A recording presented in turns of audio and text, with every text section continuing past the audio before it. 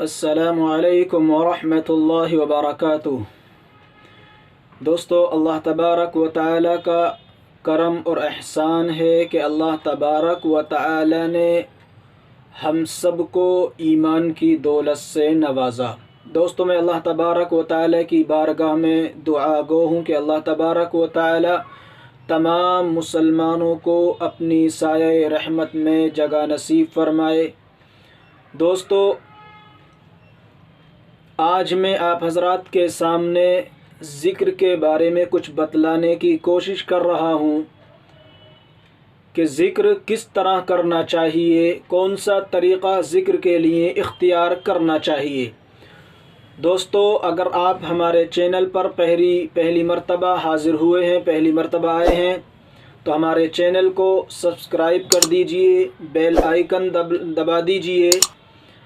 Like, share اور comment بھی کر دیجئے۔ دوستو، اسلام کے تعلق سے، خصوصاً عبادات کے تعلق سے اگر آپ کے ذہن میں کوئی سوال ہو، کوئی مسئلہ معلوم کرنا ہو،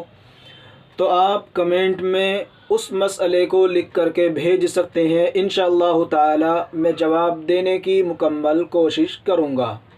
تو آئیے شروع کرتے ہیں آج کی ویڈیو۔ دوستو، اولاً خالصتاً اللہ سبحانہ و تعالی کے لیے ذکر کرنا۔ ہم جو ذکر کریں اس میں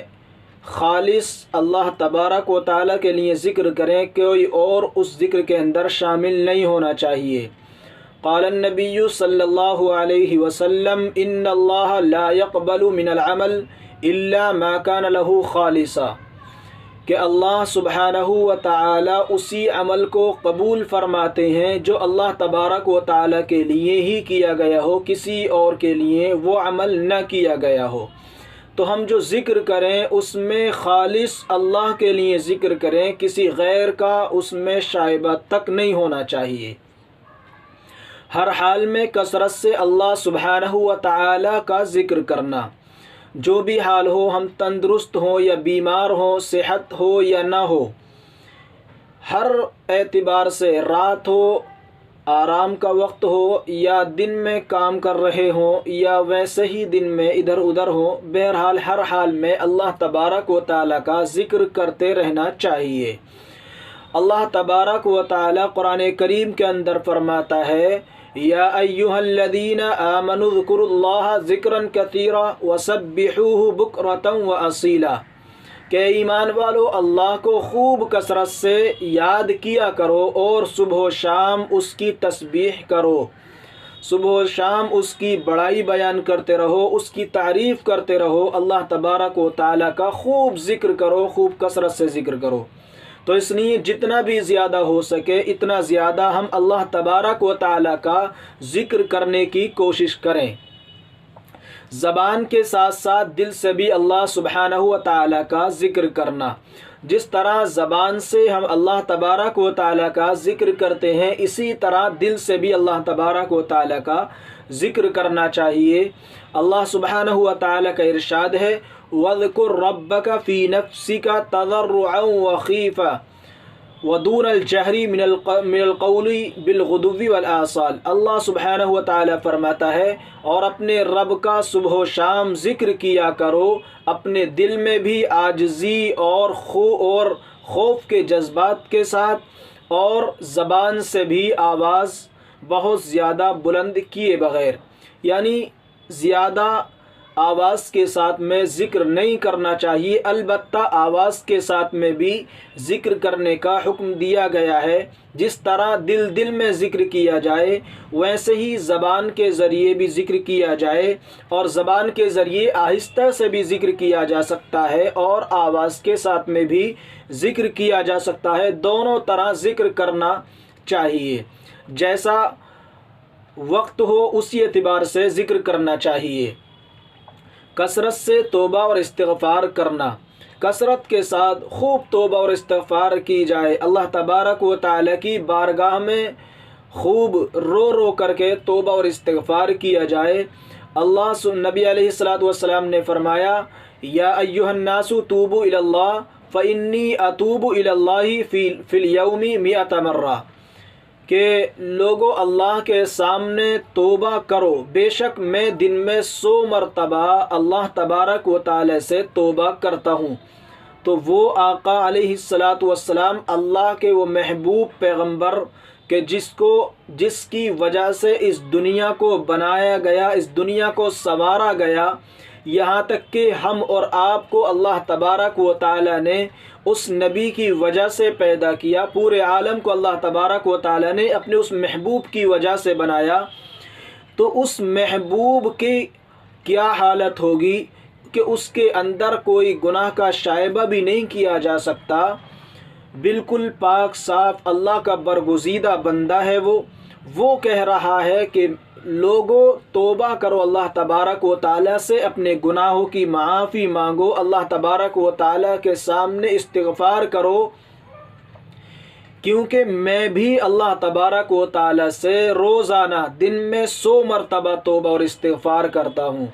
تو آقا علیہ السلام جب اتنی توبہ کرتے ہیں تو ہمیں اور کتنی کرنی چاہیے؟ ہم تو سراپا گناہ گار ہیں، گناہوں کے سمندر میں ہم ڈوبے ہوئے ہیں، تو ہمیں تو اس سے زیادہ توبہ اور استغفار کرنی چاہیے۔ اس لیے ہم اپنا معمول بنائیں کہ روزانہ جتنا بھی موقع ملے گا، خواہ کام کرتے ہوں ہم یا نہ کرتے ہوں، ہر وقت اللہ تبارک و تعالی سے توبہ کرتے رہنا چاہیے۔ جو بھی ہم سے غلطی ہو یا نہ ہو، چاہے ہم سے کوئی گناہ سرزد ہوا ہو یا نہ ہوا ہو، ہر حال میں اللہ تبارک و تعالی سے توبہ اور استغفار کرتے رہنا چاہیے۔ بوقت ذکر خوف خدا سے رونا، جب ہم ذکر کر رہے ہوں